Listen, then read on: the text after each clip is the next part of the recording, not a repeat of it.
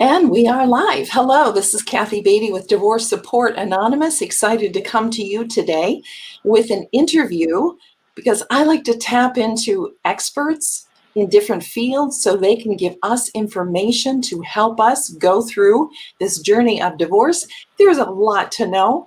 And so our expert this morning that is joining us is Bonni London, who is a dietitian. So welcome, Bonni. Let me go ahead and read this, your intro. Bonni London is an accredited, registered, licensed dietitian, developing comprehensive nutritional programs for lifestyle diseases, such as neurological disorders, cancer, heart disease, and of course, the obvious weight loss. Bonni runs her own practice. She has spoken through many local television stations as an industry expert. Bonni raised her twins as a single mother, divorcing when they were 3 years old, so she understands your journey as you are going through your divorce. She uses the latest research to educate and empower individuals to take care of their own bodies through diet and lifestyle choices. Welcome, Bonni. Thank you. Very happy to be here. Wonderful. And for those who are viewing, if you have a question and you want to pop that in, I will watch for those comments, questions, and we certainly will address those questions as well. But in the meantime, while we're waiting for those comments, Bonni, I love that you're helping people to eat healthy and, more importantly, to understand nutrition. So I think it's a science, a psychology, an art, and a discipline. So what is your basic healthy approach to eating healthy to take care of our bodies? I'm sorry, what is my approach to eating healthy? Yes. Is it no white sugar, no white flour? What's your basic? Well, number one, I always say it's funny because people sometimes might assume because I'm a dietitian that I subscribe to some certain diet like vegan or vegetarian, but honestly, I say I'm an omnivore, and what that means to me is eating food, which unfortunately in today's food environment has become somewhat confusing because there's a lot of food-like items and frankenfoods. So to answer your question, I like to eat whole foods. Like think the Mediterranean diet. Like I want to recognize a piece of chicken that it's actually chicken and not some reformulated dinosaur shape, which admittingly I did give to my children when they were like 5. So now I know better. Sometimes it's survival, right? It's just putting something out that they will eat. We do the best we can. For sure. And that's also my other advice, for sure. This is not about perfection at all. It's impossible. We all live here, but the idea, what I always tell my clients is, listen, we focus on what we do most of the time, and that really is going to go a long way, and not being perfect, because that's going to cause a lot of undue stress as well. Right. I love that. Mm-hmm. So let's first talk about the COVID-15. The 15 pounds or more or less that we have acquired. Yes. Gained due to being stuck at home. It can be very depressing. So what is the first approach toward this weight loss combined with self-care and not condemnation? Yeah, absolutely. You hit the nail on the head. First of all, I really think this is a moment for us to engage in just some self-compassion, because I don't think there is a person on the planet at this point that has not been dramatically affected by COVID, even upfront and personal, or just listening to the news. And yes, we have gotten into some bad behaviors. I mean, for one thing, the first day that I had to put on a pair of pants with a zipper, I was a little nervous. I mean, that's just the truth. I may look okay from here up, but no, just kidding. Yeah, so to me, that's the first thing. And then realizing, kind of accepting where you are, but it's changeable. Like I always say, today is really history. I know people can feel bad about that number on the scale, but honestly, you need to think, you know what? This is what happened from yesterday to today, but this isn't where I'm going. This is just what happened prior to now. And there is so much we can do. just coming up with a plan of attack here, just like anything else in your life. Mm-hmm. What are those simple, small steps? Like I mentioned earlier, okay, no white sugar. I'm going to say no more white sugar. Is that a start? Absolutely. I mean, I always say nothing is off of the list. So obviously a little bit is, no one's going to get hurt. But definitely one food that I certainly try to get rid of more than anything, it would be sugar. But the issue is, just so you understand, there are 61 different names of sugar, 61. So if you think you're trying to eliminate it, what I always tell people, and I talk a bit about like reading labels, and ideally, of course, if you can manage it, trying to buy foods that aren't with labels, but never mind what's on the cover, the front cover of a package, because they frequently seem to tell you what's not in there. No GMO, no corn, no soy. I'm like, great, but actually what's inside the food? I mean, that's all that really matters. So looking for the grams and things like that. So that would be a suggestion. But actually, even more importantly, is thinking about the stuff we want to push into our diets, right? Mm-hmm. Understanding the reasons we are driven to eat anyways. Why are we driven to eat? Number one, of course, we do crave calories, right? We want the energy, the carbohydrates, fat, and protein. Those are the major macronutrients. However, very, very important to understand, when you have cravings, we want to pay attention because sometimes these cravings are a good indication of nutrients that your body requires, right? So when you think about picking out food, we want to think about picking out the most nutrients. So just to give the most dramatic example, it would be like, okay, kale, which you don't have to eat, but it is the most nutrient dense of foods, versus, and this is so interesting, the science on this, the Dorito, right? Because the Dorito used to be just a plain tortilla chip, where you would have to dip into something like even cheese, guacamole or whatever in order to eat it. Like you would not just eat a plain Dorito until what happened? The discovery of the taco seasoning. And what happened is, so now we don't need to dip it in anything. So when you eat it, guess what? You're never going to be satiated because that's not what your body wants. It wants the nutrients, right? So thinking about real seasonings in food and not the cover up stuff, I think is really important. And then the third reason we eat, which certainly brings us back to this COVID discussion, would be, we're depressed, we're anxious, we're bored. The refrigerator's in the middle of the house. So I think this could be a moment to pause and say, okay, what's the issue? And I love this quote, but it's true. If hunger is not the problem, then food may not be the answer. Yes. But trying to take the meaningful pause and looking at our behaviors. So when people come to see me, what I'll ask them is, because people do come a lot for weight loss, for sure. And I would say in the over 20 years that I've been doing this, no one has ever said, I had a big blowout meal on Saturday night and I gained 20 pounds. Never happened.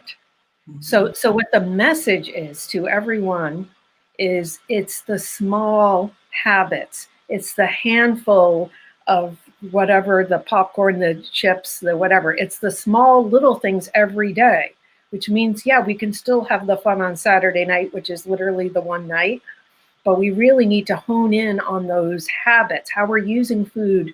Like a big deal is like after dinner, people sitting down to the TV and thinking that they're relaxing with the food, but really this isn't, they think they're taking care of themselves, but it's really counterproductive. And again, I think Kathy and we have discussed that there's like this wiring, right, that a lot of us grew up with the association with comforting and with food. So what I like to say to people is, listening to the language in your head and saying, I had a rough day. Look at all the stress I'm under. I deserve to eat, X, Y, and Z. Ice cream's a big one. Mm. Ice cream and cheese are the top binge foods, by the way. And I'm going to tell you why in a second. But anyways, what you should say to yourself is, instead of I deserve this, I deserve to feel good in a healthy body. How about that? Yeah. So, and then the best time to get in on a craving or something, I always say, is before it happens. So outside of, obviously staying away with sugar, start with a good breakfast, which to me needs to include some of all the macronutrients. So some protein, maybe some fiber, some fat. So yes, like maybe a vegetable omelet, or my favorite is I do some sort of protein smoothie where I can put a lot of nutrients in there. And it is a somewhat of a convenience thing too. I'll be honest. I'm working, and it's, but it sets you off for success in the day. And think about it. When do you have the most willpower of the entire day? Right? Mornings. Yeah. Right. When you wake up in the morning. Mm-hmm. And then to me, the rest of the day where this all happens is planning, planning, planning, planning. You really need to set up your environment for success when you're hungry. If you have the healthy options available and they're more user-friendly and easy, you're going to do it. Versus, and maybe, some of your audience, and believe me, I understand this, I had young children and all of that. I wasn't going to not have the unmentionables and cookies and stuff. I had a few things or whatever, but we need to still set it up in a way where maybe we're not looking at it. It's in the back of the cabinet or whatever it is, because this whole idea of willpower, it really, I don't believe in it at all. Yeah. I believe you really need to, so the idea is if you're fueling yourself during the day and then you come home and you have some idea of what's going to happen, I think you're going to be in way better shape. And if some of your people are still at home, sticking with the schedule. And I don't care if you're at home, make your lunch the night before. This is a game changer. I'm telling you right now. So you're so much more organized with your day. Yeah. To me, that is really huge, because even the first few days of this where I really was at home, I mean, I could see myself getting into trouble. Oh, a few crackers, a little hummus, a little this, and then all of a sudden I'm like, okay, this isn't good. I need to get on a schedule and shower and do something. Yeah. We can so relate. So you're saying, what I hear you saying is you really need to structure your meals, which can be helpful, and also maybe play in little games and make sure that things are out of sight, so that they're not so easy to get to. Yes. So I like that. And when you mentioned comfort eaters, that was my mother. We celebrated with food. We were depressed with food. She loved you with food. And so this is so ingrained in many of us that when we need comfort, we're going to reach for the food. And we need to stop in our tracks. And what I hear you saying is ask ourselves what our body is telling us. Love that. Love that. Love that. So let me ask you, talk to us about the psychology of eating unhealthy. Is there some depression there? Is that a way that we punish ourselves? And how could it help our eating healthy by addressing the real issue, like the depression or the things that are going on within us, instead of the symptoms of overeating? So I'm speaking to the core of what's causing us to reach for that food. Well, I think it's complex, but I really love this discussion because there is no question that food is medicine. And I think I mentioned I did this class on mindful eating, and I call it the top down and the bottom up approach to looking at eating. So clearly when we're stressed, not just momentary stress, but the kind of stress that you go through when you're going through a divorce can be chronic for quite a while. So this leads to elevated levels of cortisol, which then affects the bacteria in your gut, which then, by the way, this is crazy science, I'm telling you, this bacteria in your gut actually have the ability to communicate through something called the vagus nerve to your brain to say, feed me more of the foods that I want. And what do you think it wants? It wants more of the carbs and the comfort stuff, right?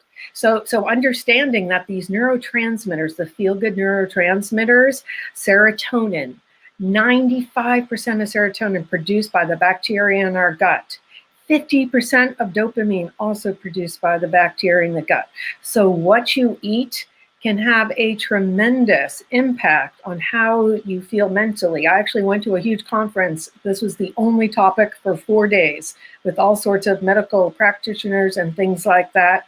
And of course, came into discussion was about, the gluten and dairy, and also being deficient in some certain nutrients, such as zinc was a big one, which could lead to particular cravings and taste changes and perceptions.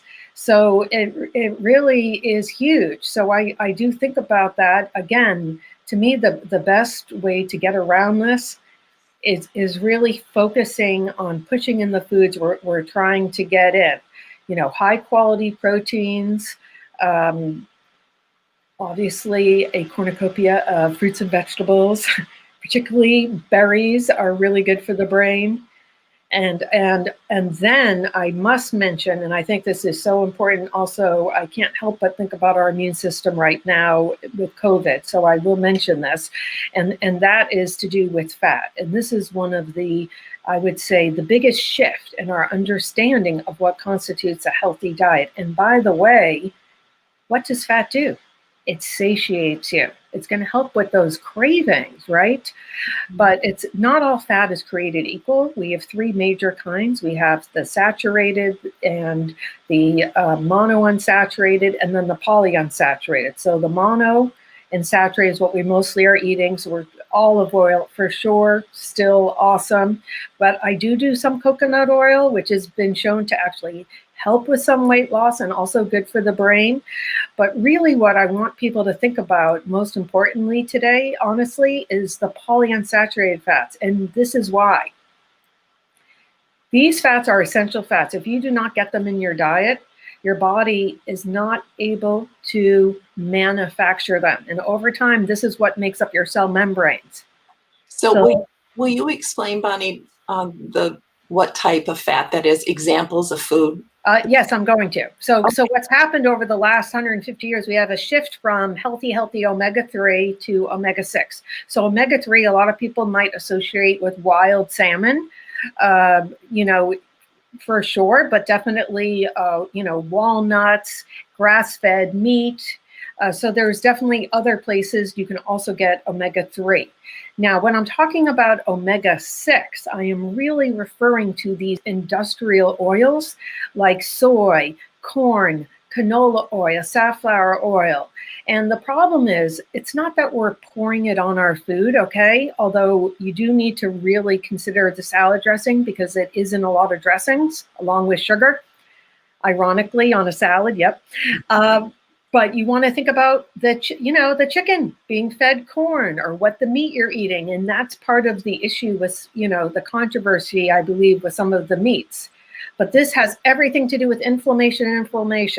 So we want anti-inflammatory fats and try to decrease the other one. Again, it's not that we're avoiding anything. It's all about the ratio, but being mindful of pushing in, the healthy fats. And yes, I do take a supplement, and it is one thing I recommend everyone take, to be honest, in my opinion, is a high quality omega-3 supplement. Interesting. So you could probably spend 4 days in a conference just dealing with fat too. Oh yeah, I can't tell you how many books and things I've gone to on fat. Yes. Yes. Let me put up here a quote that you gave to me that I love. I've come to believe that caring for myself is not self-indulgence. Caring for myself is an act of survival. So could you speak to us on how that relates to food? Yes, well, certainly it's an effort, and I just can't help but think about my own journey with, going through divorce and all of the things that go along with that, and taking care of children. So often it's hard to think about yourself. But the fact is, if you don't, they say, put the oxygen mask on yourself first, you're not going to be good for anyone else. And It is an effort. In fact, I would even say that feeding yourself is probably like the top act of self-care. I mean, what you put in your body. And to me, this translates into everything else in your life. Even if you're not able to work out, even if you're not able to sleep great, to me, let's get started with at least fueling our bodies appropriately. And then these other things I'm going to tell you right now, everyone that comes to me report less stress, better quality sleep, motivation to even start moving their bodies a little more. It's kind of like a trickle down thing. But yes, this is not selfish. This is, again, and guess what? If you do have children too, they watch you. They watch how you take care of yourself. Trust me. Mine are now 21, almost 22 years old, and they're twins. And it's Yeah, they do. I love what you said there about when the people that you work with, once they started eating healthier, they started feeling better to do more things. Mm-hmm. So, wow, that is quite the motivation for us to start eating and getting healthier. So, how do we look at this is empower? And I think you've addressed this, but I'd like to hear a little more emphasis on it. Is it we are empowering ourselves by eating healthy? It's a difference between comforting and trying to mask or hide what's going on, but it's really empowering ourselves to be better us. Right. And certainly I can't think of a moment. And again, this is way beyond vanity, although we all want to feel good about ourselves, especially after going through something like that. But just taking care of yourself physically and mentally to be able to go through everything, you really need to consider how you're fueling yourself. You actually need more of these vitamins because you use them more when you're stressed out. I actually do a whole lecture on diet, stress, and lifestyle because ironically, as I'm sure everyone can appreciate here, when you're stressed, guess what? You tend to crave bad things and do things that actually exacerbate the problem, like coffee, wine. I mean, these are things I still do a little bit, but I will tell you that they can actually make things worse. Interesting. Mm-hmm. It's all about self-care and figuring out how we survive this and we give ourselves the most help. We did address of talking about the comfort food, but I also want to just state here that this is one reason why we need support groups, why we need people to talk to, so that we are not choosing these artificial means to comfort ourselves to get through the divorce. Yeah, I think I just would leave with one important point, that the food, the ice cream, whatever it is, we need to take a moment and say, this is serving some purpose in my life right now. Like, I think it's helping me relax. Like, I'm working with a couple trying to get rid of cigarette smoke. So what I always like to say is, instead of erasing, I'm just not going to ever eat again after dinner. Okay, no, that's not going to happen. We need to replace it. Try to replace it with something that might have the same feeling of relaxation. Maybe calling a partner, a friend, part of the support group, taking a bath, taking a walk, drinking some herbal tea, just creating something else that can take it down. And of course, meditation and all those other things. Right, exactly. So how can we get in touch with you, Bonni? And I see your website listed there, londonwellness.net. Yes. Well, I say the easiest way is to call me. Okay. And it is my only number, but that's most what, people do. I mean, I certainly respond to emails, text messages, things like that. And I also was thinking, if you think it would be helpful, I had written an article a while ago about how to overcome sugar cravings that maybe people might be interested in, just kind of reviewing some of the things I talked about today, of some strategies, how to get ahead of these things before they get ahead of us. Right. And they become the COVID-15, right? Yeah, for sure. Thank you so much for this information. Any last tips that you can give to us on how we're worthy of taking care of ourselves? And we need to take care of ourselves to help others around us, but so that we can have the tools we need, our body needs, our mind needs to move forward. Yeah, well, I think this speaks to going through a divorce, but also taking care of yourself with food, is that, you know, you are not this situation. You are not this body right now. This is just something you're going through. And realize, you know, I mean, my life is amazing now. Like, things can be a lot different. And I think it goes hand in hand and changeable. So you don't need to be defined by these things that we go through. Like, another quote, I'm very quotey, but it basically says how your past does not define you, it prepares you. So true. Okay, there you go. Very true. I love that. Totally love that. Bonni, this has been a delight. I realize it's, I took a nutrition class back when I was and I thought, okay, nutrition class, no big deal. Oh my word, it's complicated. Well, it's gotten that way. It's gotten, I do this for a living, and I'm going to tell you right now, since I graduated in the late 90s from NYU, everything has changed. You don't have to eat breakfast. Coffee is now good.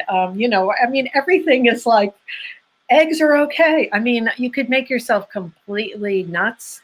Luckily, I love it, but it's gotten much more complicated than like 50 years ago. That's all I can tell you. Yeah, for sure. The additives have as well. So thank you. I don't see, we did have one comment here, and that was just a hello from North Carolina. Thank you, Cynthia, for jumping in, and thank you all for listening to the amazing Bonni London.